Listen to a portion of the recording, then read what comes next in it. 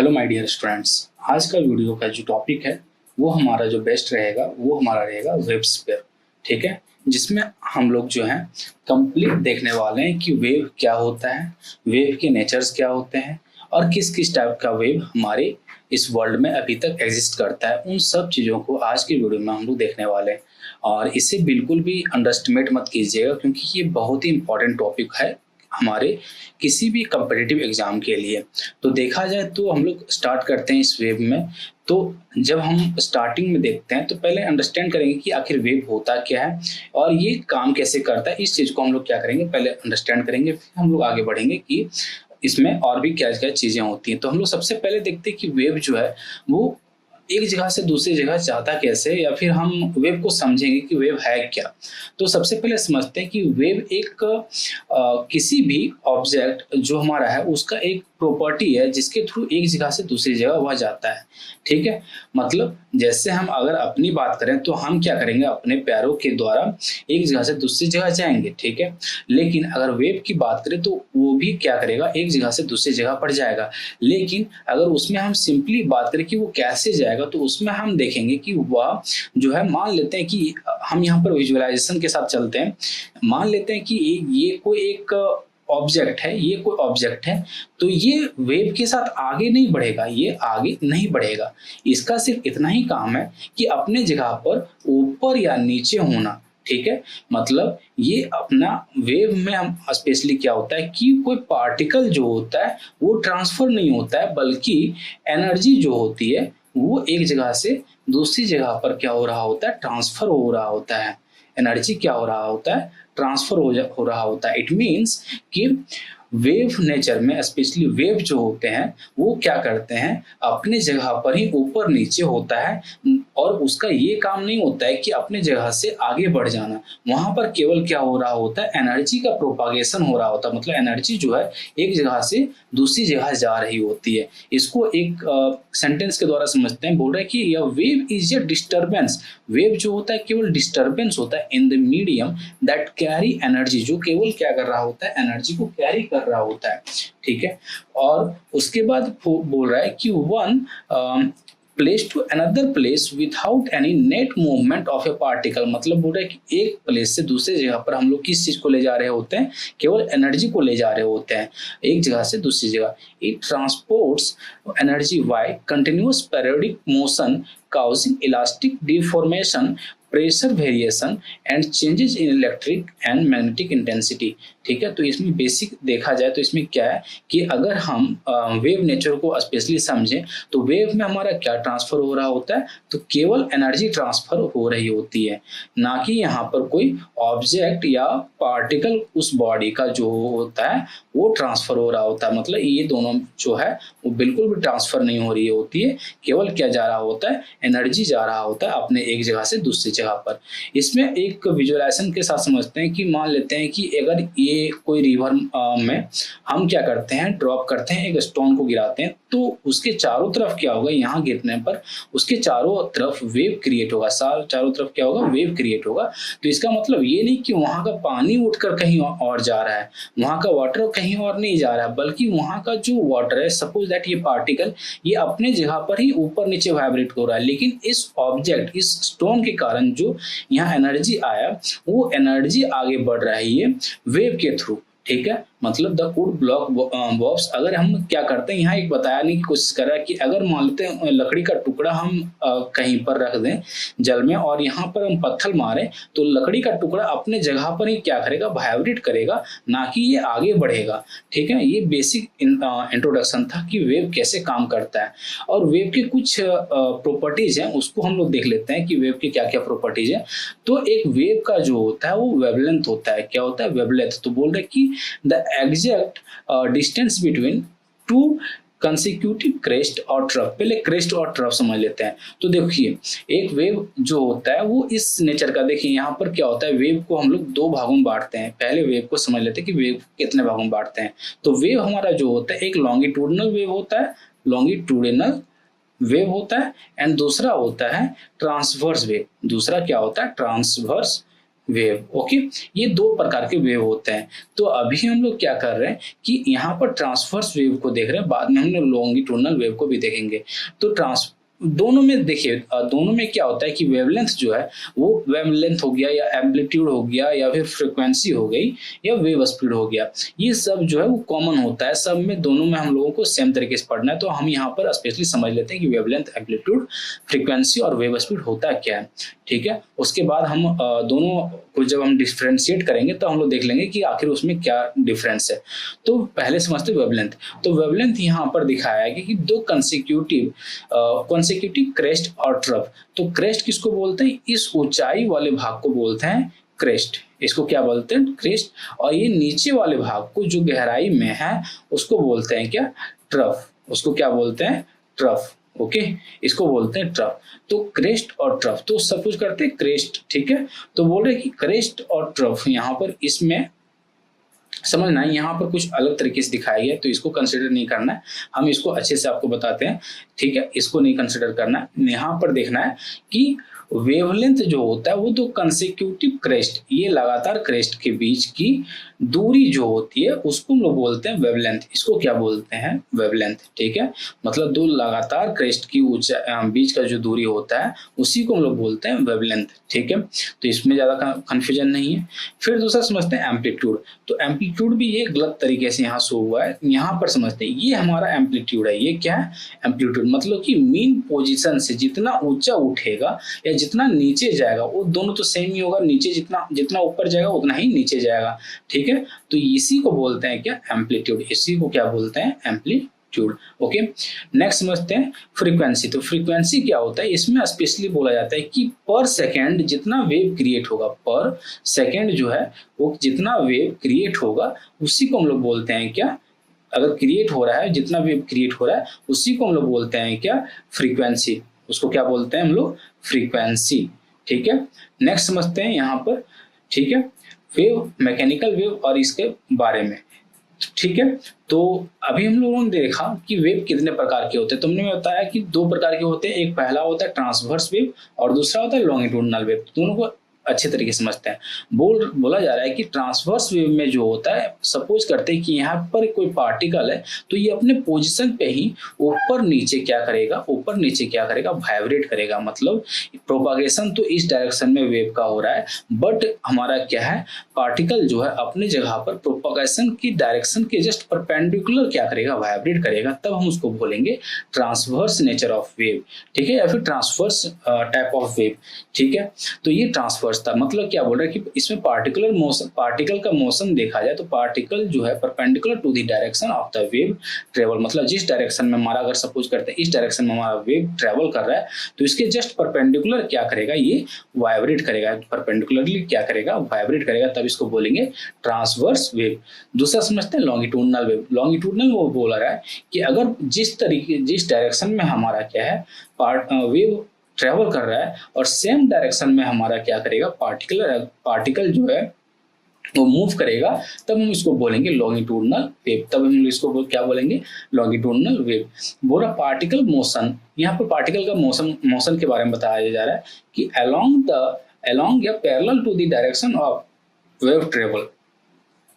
मतलब जिस डायरेक्शन में हमारा वेव ट्रेवल करेगा उसी डायरेक्शन में हमारा क्या करेगा? पार्टिकल मूव या वाइब्रेट भी करेगा।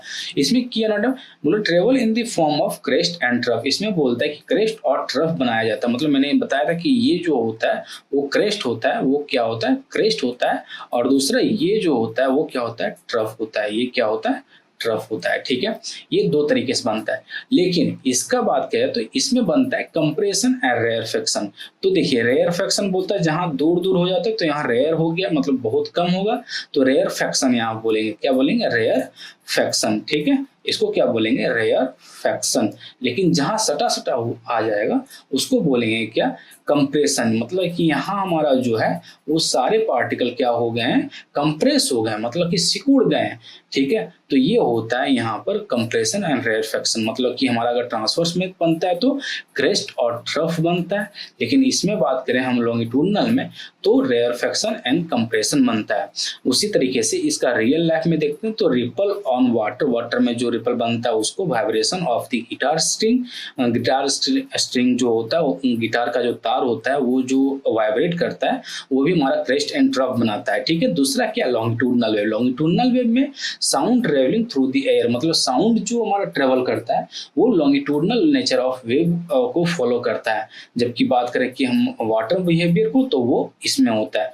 नेक्स्ट समझते हैं कि हमारा जो वेव होता है उसका सुपर पोजिशन कैसे होता है। सुपर पोजिशन मतलब कि डिफरेंट टाइप्स ऑफ वेव, मतलब दो वेव, एक मान लेते हैं कि एक ये वेव था और दूसरा भी सपोज करते हैं एक दूसरा वेव था, तो ये दोनों आपस में अगर कहीं जाकर मिल रहे हैं तो उसके बाद का रिजल्ट कैसा बनेगा, उसी को लोग बोलते हैं सुपर पोजिशन। तो ये दो प्रकार के हो सकते हैं, दोनों समझते हैं। एक होता है कंस्ट्रक्टिव इंटरफेरेंस और दूसरा होता है डिस्ट्रक्टिव इंटरफेरेंस। कंस्ट्रक्टिव इंटरफेरेंस में सपोज करते हैं कि ये दो टाइप के वेव, वेव 1 और वेव 2 दोनों यहाँ दिखाया गया है, वेव 1 और वेव 2। अगर दोनों का क्या होता है कि क्रेस्ट मिल जाता है, दोनों का क्रेस्ट मिल जाता है या दोनों का ट्रफ मिल जाता है सेम डायरेक्शन में और सेम जगह पर सेम पॉइंट में मिल जाता है, तो एक रिजल्टेंट में एक बड़ा वेव हम लोग को मिलता है।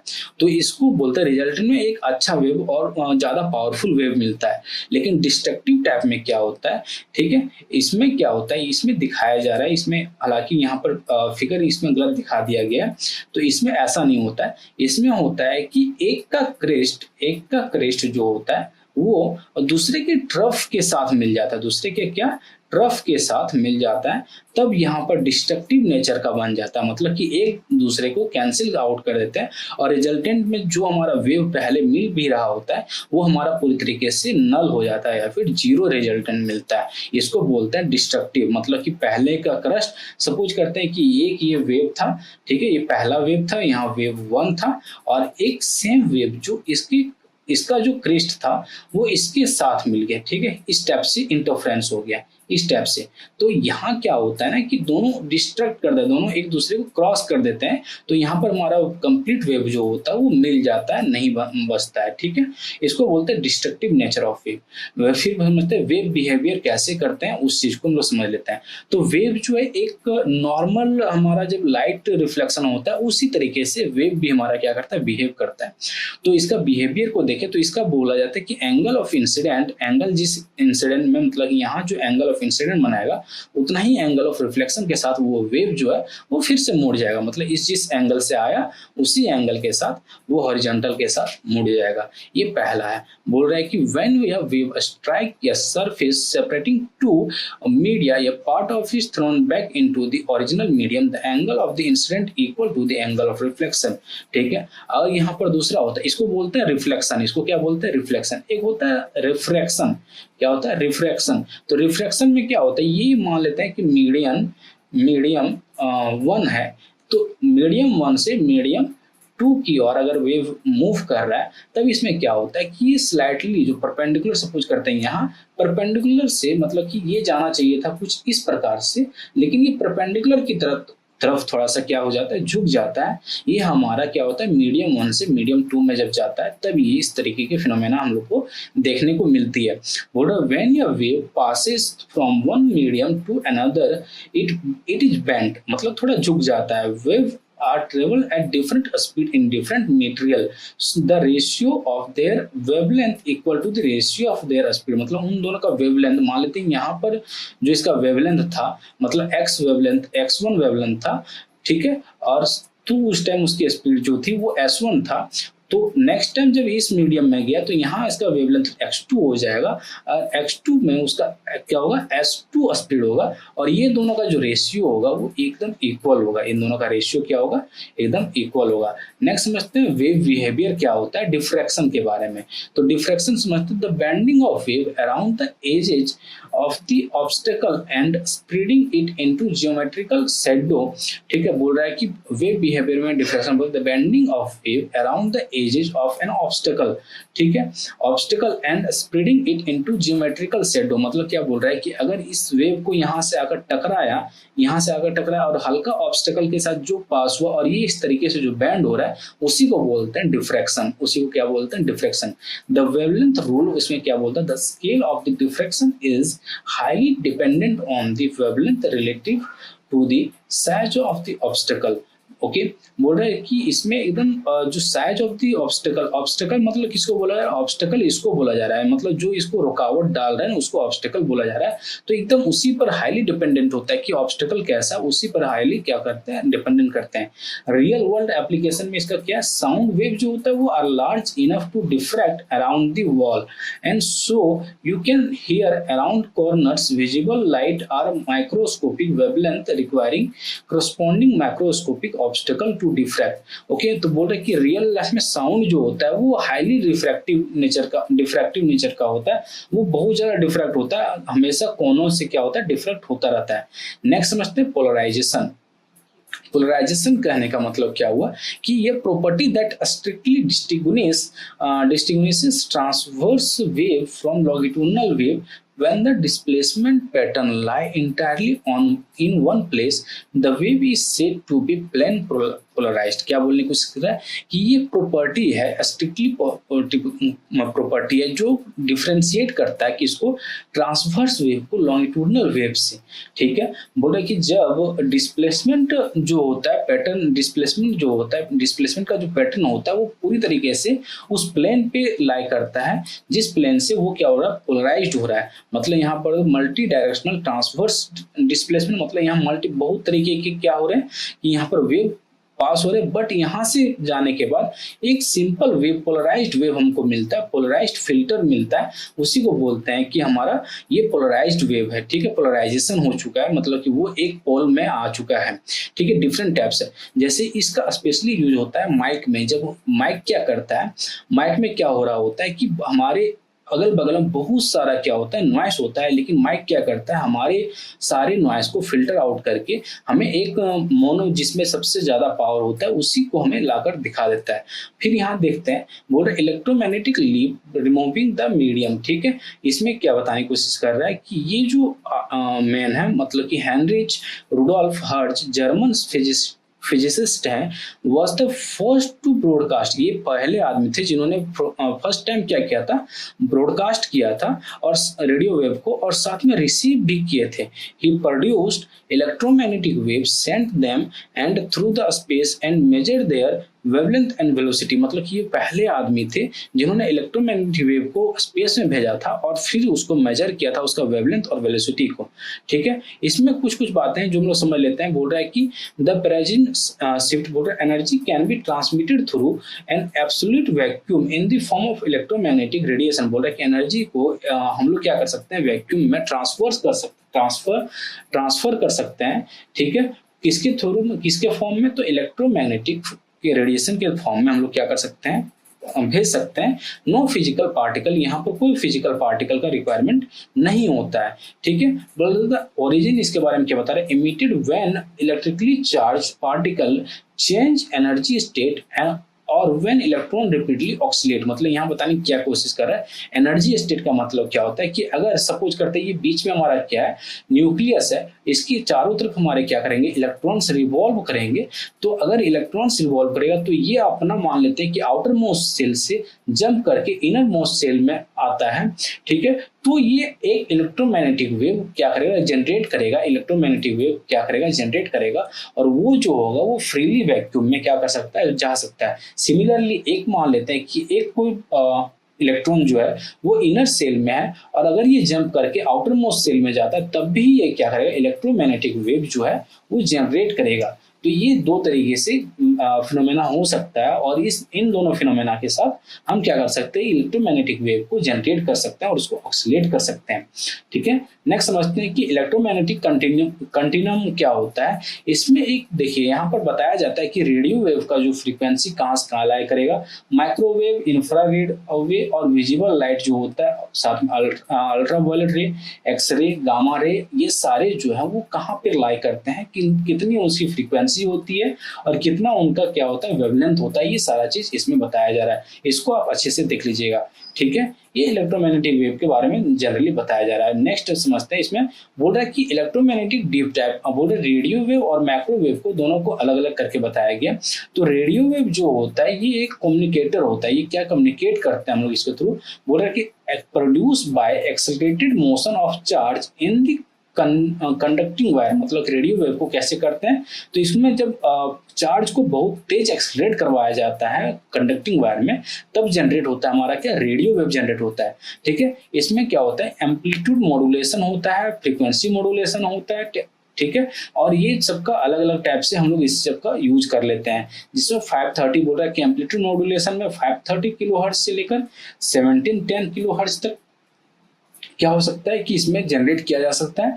दूसरा बोल रहा है फ्रीक्वेंसी मॉड्यूलेशन में 88 मेगाहर्ट्ज से लेकर 108 मेगाहर्ट्ज तक क्रिएट किया जा सकता है। और टीवी जो हम लोग देखते हैं उसमें जो रेडियो वेव यूज होता है उसमें रेंज अप टू कितना होता है, 890 मेगाहर्ट्ज तक हम लोग टीवी वाला में यूज करते हैं। दूसरा देखा जाए तो माइक्रोवेव में तो एजिटेटर्स इसको बोलते हैं, वो इसमें गीगाहर्ट्ज का यूज करते हैं। यहाँ तो मेगाहर्ट्ज का बात था, बट इसमें गीगाहर्ट्ज रेंज तक का क्या करते हैं, प्रोड्यूस करते हैं, जिसमें बहुत ज्यादा क्या होता है कि हमें फ्रीक्वेंसी की जरूरत होती है, तो उस टाइम हम लोग इसको बहुत ज्यादा यूज करते हैं। इसमें बोला डोमेस्टिक यूज किया, micro energy easily passes through the glass utensil to heat food and but is blocked by metal vessel, मतलब कि इसका स्पेशली जो होता है वो माइक्रोवेव में होता है, जो हम लोग खाना बनाने के लिए यूज करते हैं। नेक्स्ट समझते हैं इसमें। ठीक है, इसमें बताया जा रहा है कि इलेक्ट्रोमैग्नेटिक वेव, इसमें बताया जाए कि इंफ्रारेड, विजिबल रे और यूवी रे, इन तीनों में डिफरेंस कितना होता है, इस चीज के बारे में हम लोग देखते हैं।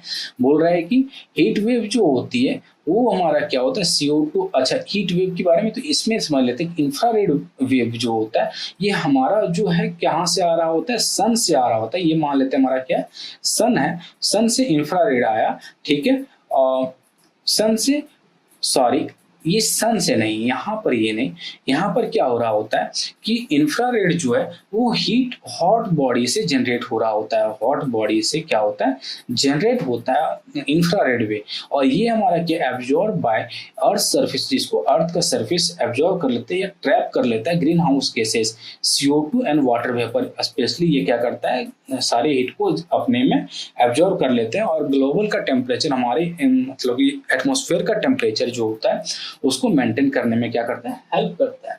दूसरा बात करें विजिबल लाइट का, तो विजिबल लाइट में क्या होता है, the narrow band detected by the human आई, बोल रहा है कि वो बैंड जिसे ह्यूमन आई डिटेक्ट कर सकता है उसके बारे में बात किया जा रहा था। बोल रहे ranges from the 700 to 400 nanometre. ठीक है, 700 से लेकर 400 नैनोमीटर तक का जो रेंज है वो ह्यूमन आई क्या कर सकता है, डिटेक्ट कर सकता है। और 4 × 10⁻14, ये 10 क्या लिखा हो, 4 × 10⁻14 हर्ट्ज से लेकर 7 × 10⁻14 हर्ट्ज तक हमारा क्या है, आंखें विजिबल लाइट को देख सकती है। अल्ट्रा वायलेट की बात करें तो ये 400 नैनोमीटर से कम होता है। ठीक है, या फिर 0.6 नैनोमीटर तक हो सकता है। प्रोड्यूस बाय द सन, इसको सन के द्वारा प्रोड्यूस करता है, या फिर हॉट बॉडी से भी इसको हम लोग क्या कर सकते हैं, प्रोड्यूस करवा सकते हैं। फॉर्चुनेटली ये क्या होता है कि ओजोन लेयर जो है वो हमारा क्या होता है, most of the harmful gases, harmful ultraviolet रे को क्या करता है, हमारा ओजोन लेयर रोक लेता है। ठीक है, जो 40 से 50 किलोमीटर ऊपर में हमारा है। ठीक है, इससे हमारा क्या होता है, हमारे ह्यूमन मानव में बहुत ही ज्यादा ऐसी बीमारियां हो सकती थी जिससे हम लोग बच जाते हैं। ओके, थोड़ा और है जिसमें हम लोग कंप्लीट इस चीज को देख लेते हैं। तो बोल रहा है कि इसमें एक्सरे या एंड गामा रे जो है उसके बारे में देख लेते हैं कि एक्सरे और गामा रे। तो एक्सरे की अगर बात करें तो इसका जो वेवलेंथ होता है वो 10⁸ मीटर से लेकर 10⁻13 मीटर तक हो सकता है। ठीक है, इसको जनरेट करवाने के लिए बॉम्बार्डमेंट करवाया जाता है, फिर metal target by the high energy electron, मतलब बहुत तेज इलेक्ट्रॉन्स को मारा जाता है।